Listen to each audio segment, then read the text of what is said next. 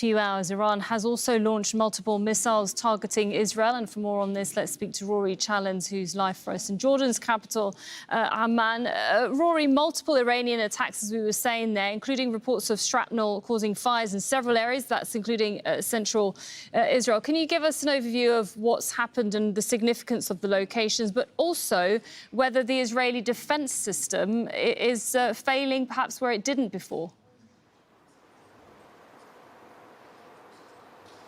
The most recent Iranian missiles seem to have caused damage across parts of central Israel. We're hearing of interception debris damage falling down in Bnei Brak and fires in Lod and Ramla too. Those are all areas in central Israel between Jerusalem and the coastal city of Tel Aviv. And strikes have been going on over the last 12 to 24 hours in all parts of Israel, from the north, the centre, and way down in the south. And actually, probably the most significant strikes over Saturday were in Eilat, right down in the south on the seafront.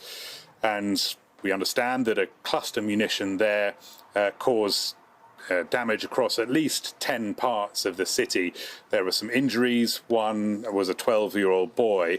The censor initially tried to keep things under wraps to a certain extent, but the real information got out because Eilat is just across the water from the Jordanian city of Aqaba, and people in Aqaba could see exactly what was going on in Eilat. They were filming videos. There was even an Al Jazeera Arabic team there that was filming too, and very quickly the information that the censor had tried to restrict was out in the public domain. But yeah, these cluster munitions are what's causing particular trouble for Israeli air defense systems, and they are using interceptors at an accelerated rate at the moment, but still things are getting through. The censor does keep a lid, as I said, on exactly what damage has been done, particularly if that damage is in any way militarily sensitive. And what are Israeli officials saying about the war so far? I mean, it's 2 weeks in already. They're bullish, and they are talking about how in the last 24 hours there have been 200 strikes on Israeli targets over the last 2 weeks. There have been 400 waves of airstrikes against Iran. We can listen to Israel Katz now, who's the defense minister, talking about what is going on from the government's perspective in this war and where they are next. We're entering the decisive phase of the struggle between the regime's attempts to survive while causing increasing suffering to the Iranian people and surrender.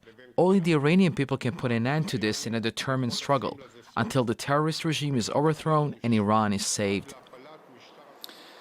But behind that, there is perhaps not a particularly good thing that's happening for Israel in the finance side of things.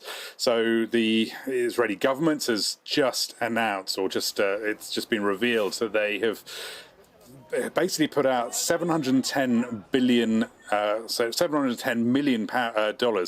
in emergency classified defense spending. And they're funding that by cutting some government spending, and they're also funding that by cutting interest payments.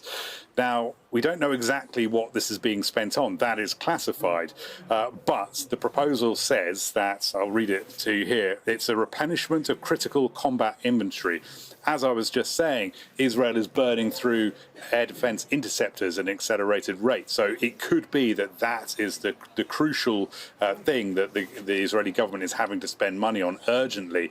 Could be other war spending as well, but we know this is a pressing concern because the government has done this in an unusual way, that the government basically called up government ministers to say to them, can you approve this, please? There will be some pointed questions when the Knesset meets to ratify this within the next 2 weeks, but it does suggest pressure on the Israeli government spending. All right, thanks very much, Rory Challens there on the latest developments coming out of Israel. Well, more Israeli military